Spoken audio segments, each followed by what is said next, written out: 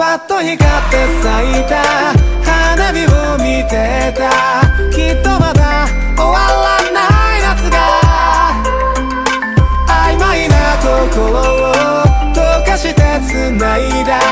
この夜がついて欲しかった。